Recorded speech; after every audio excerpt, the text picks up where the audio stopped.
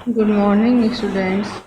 आज हम लोग बीकॉम पार्ट थर्ड के मैनेजमेंट अकाउंटिंग बुक के चैप्टर कैपिटल स्ट्रक्चर में समता पर व्यापार की नीति को हम लोग पढ़ रहे थे। आज हम लोग उसके न्यूमेरिकल क्वेश्चन करेंगे। जैसे ए और बी दो फर्में हैं, प्रत्येक का पूंजीकरण 2,50,000 रुपये का है। दोनों फर्मों में प्रत्येक फर्म ब्याज तथा कर के पूर्व 40,000 रुपये अर्जित करती हैं। फर्म ए ने अपनी संपूर्ण पूंजी समता अंशों से प्राप्त की है। फर्म बी ने 1,00,000 रुपये समता अंश पूंजी से, 50,000 रुपये 10% वाले ऋण पत्रों से और 1,00,000 रुपये 8% वाले पूर्वाधिकार अंशों से प्राप्त किए हैं। निगम कर की दर 30% है। फर्म बी द्वारा समता पर व्यापार की अपनाई गई नीति पर टिप्पणी कीजिए। स्टूडेंट्स, हमारे पास यहाँ पर दो फर्में हैं। प्रत्येक फर्म में जो पूंजी है वह है 2,50,000 रुपये की। जो फर्म ए है उस फर्म में संपूर्ण पूंजी केवल समतांशों से ही प्राप्त की गई है। और फर्म बी में जो 2,50,000 रुपये है उसका डिवाइडेशन इस प्रकार है: 1,00,000 तो समतांश पूंजी से, 50,000 रुपये 10% वाले ऋण पत्रों से और 1,00,000 रुपये 8% वाले पूर्वाधिकार अंशों से। कर की दर हमारे पास 30% है। फर्म बी ने समता पर व्यापार की नीति अपनाई है। समता पर व्यापार की नीति का आशय है कि जब फर्म व्यवसाय का संचालन ऋण पूंजी लेकर करती है स्वामी पूंजी के साथ साथ, तो उसे समता पर व्यापार की नीति कहते हैं। अब हमें यहाँ देखना है कि समता पर व्यापार की नीति बी फर्म ने तो अपनाई है, लेकिन इस नीति को अपनाने से बी को कितना लाभ हुआ है अथवा कितनी हानि हुई है, इसका हम तुलनात्मक अध्ययन करेंगे। तो हम इसके लिए स्टेटमेंट बनाएंगे। Earnings on equity share capital का स्टेटमेंट बनाएंगे। Particulars of firm A and firm B के हमारे पास कॉलम होंगे। अब हम लोग फर्स्ट लिखेंगे earning before interest and tax, इसे कहते हैं EBIT।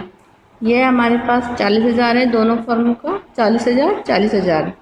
इसके बाद हम लोग लेस करेंगे interest on debentures. Firm A में केवल समता पूंजी है, तो ऐसी दशा में वहाँ पर यह लेस नहीं होगा। फर्म बी में हमारे पास डिबेंचर्स हैं 50,000 रुपये के, 10% हैं, तो ये हमारे पास राशि आ गई 50,000 का 10% 5,000 रुपये। अब जब हम लोग EBIT में से इंटरेस्ट लेस करेंगे, जैसे ए फर्म में 40,000 में से कोई इंटरेस्ट नहीं है तो 40,000 आ गए हमारे पास।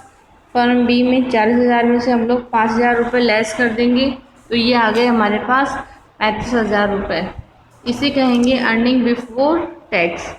लेस करेंगे हम इनकम टैक्स, वह है हमारे पास 30%। तो 40,000 में से 40,000 का 30% गया तो 12,000 बनता है, वह गया तो आया हमारे पास 28,000 रुपये। फर्म बी में 35,000 का 30% टैक्स बना 10,500। 35,000 में से 10,500 को लेस करेंगे तो हमारे पास आ गए 24,500। अब हम लोग लेस करेंगे dividend on preference shares.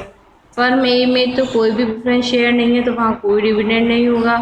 Firm B में हमारे पास 1,00,000 रुपये के 8% वाले प्रेफरेंस शेयर्स हैं, तो 1,00,000 का 8% 8,000 प्रेफरेंस शेयर डिविडेंड बनेगा। इसको हम लेस करेंगे 24,500 में से, तो यह हमारे पास आ गए हैं 16,500। इस प्रकार 28,000 फर्म ए के और 16,500 फर्म बी के हमारे पास अर्निंग्स अवेलेबल है इक्विटी शेयर होल्डर्स के लिए। अब हम लोग देखते हैं इक्विटी शेयर कैपिटल। यह हमारे फर्म ए में तो है 2,50,000 की टोटल कैपिटल और फर्म बी में है 1,00,000। अब हम लोग ये निकालेंगे earning on equity share capital.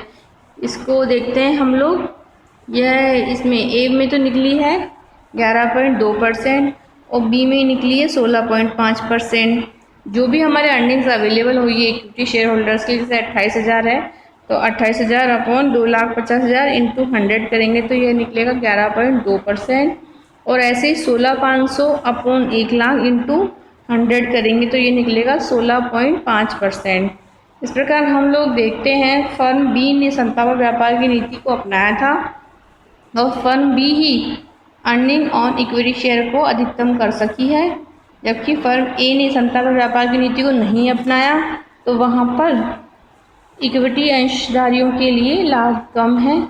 इस प्रकार हम लोग ये डिसीजन ले सकते हैं कि समता पर व्यापार की जो नीति अपनाई गई है वह लाभप्रद है, बी ने जो भी अपनाई है, क्योंकि ऐसा करने से समता अंशधारियों के लाभों में वृद्धि करना संभव हुआ है। अब नेक्स्ट क्वेश्चन है हमारे पास स्टूडेंट्स, दो कंपनियां हैं हरी लिमिटेड और मोहन लिमिटेड, दोनों ही समान प्रकार के व्यवसाय में लगी हुई है। दोनों में ही प्रत्येक में पूंजी का विनियोजन है 25,000 रुपये का। हरी लिमिटेड ने अपनी पूंजी में ₹10,000 10 रुपये मूल्य के समतांशों से और 15,000 रुपये 6% ऋण पत्रों से, जिनमें प्रत्येक का अंकित मूल्य है 100 रुपये से प्राप्त की है।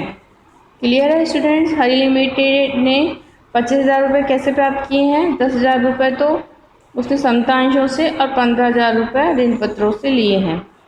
और इसी प्रकार मोहन लिमिटेड ने समता पूंजी 10 रुपये मूल्य के समतांशों से प्राप्त की है पूरी ही, जो भी 25,000 रुपये हैं उसने 10 रुपये समतांश वाले मूल्य से पूरी पूंजी प्राप्त की है।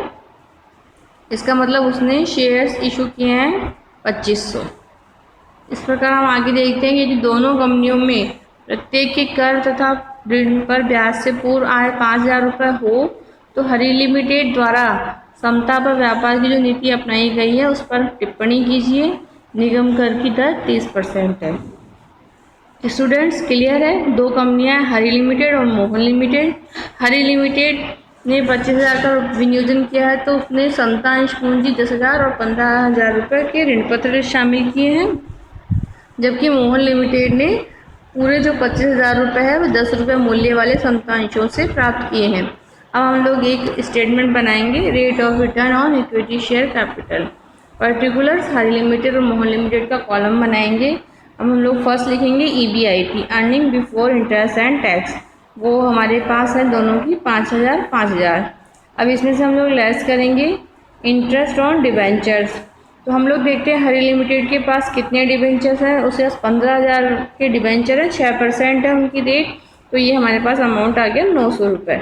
ये हो गया इंटरेस्ट ऑन डिबेंचर्स, 15,000 का 6%। तो इस प्रकार हम लोग निकालेंगे अर्निंग बिफोर टैक्स। 5,000 में से 900 रुपये घटाने पे हमारे पास आएंगे 4,100 रुपये, और मोहन लिमिटेड के 5,000 में से कुछ भी नहीं घटेगा तो सीधे आ गया 5,000 रुपये। ये आ गई हमारे पास EBT, अर्निंग बिफोर टैक्स। अब हम इसमें से लेस करेंगे टैक्स है 30%, तो 4,100 का 30% हो गया हमारे पास 1,230 रुपये, और हमारे पास लेस करके बचे हैं 2,870 रुपये earnings for equity share holders. इसके बाद हम लोग देखते हैं 5,000 रुपये में से 30% लेस करेंगे 1,500 रुपये, तो ये हमारे पास 3,500 रुपये आ गए हैं। अब हम लोग देखते हैं number of equity shares. First option में तो हमारे पास 10,000 पूंजी थी, समतांश पूंजी, और 10 रुपये का शेयर है तो 1,000 समतांश हो गए। सेकेंड ऑप्शन में पूरी ही हमारी समतांश पूंजी है और समतांश 10 रुपये का है तो अंश हो गया हमारे पास 2,500। इक्विटी शेयर कैपिटल हमारे पास फर्स्ट ऑप्शन में है 10,000 रुपये और सेकेंड ऑप्शन में पूरी 25,000 रुपये है। अब रेट ऑफ रिटर्न हम लोग देखेंगे, प्रॉफिट अवेलेबल है जैसे इक्विटी शेयर होल्डर्स के लिए 2,870। इसको डिवाइड करेंगे पूरी कैपिटल 10,000 से इक्विटी शेयर कैपिटल से इंटू 100 करेंगे तो हमारे पास आ गया 28.70% rate of return on equity share capital. Second option में हम लोग देखेंगे अर्निंग अवेलेबल है इक्विटी शेयर होल्डर्स के लिए 3500 डिवाइड करेंगे हम लोग इक्विटी शेयर कैपिटल 25,000 से इंटू 100 करेंगे तो ये हमारे पास आ गया 14%। इस प्रकार हम लोग देखते हैं कि हरी लिमिटेड ने समता पर व्यापार की नीति अपनाई थी। उसने समता पूंजी के साथ साथ ऋण पूंजी को भी अपनी कुल पूंजी में शामिल किया था, तो उसकी जो earning on equity share capital वो है 28.70, जो कि मोहन लिमिटेड से काफ़ी अधिक है, जबकि मोहन लिमिटेड ने समता पर व्यापार की नीति नहीं अपनाई थी। इस प्रकार हम डिसीजन ले सकते हैं कि समता पर व्यापार की नीति को अपनाने से हरी लिमिटेड को अपने अंशधारियों को अधिक रिटर्न देना संभव हुआ है। थैंक्स।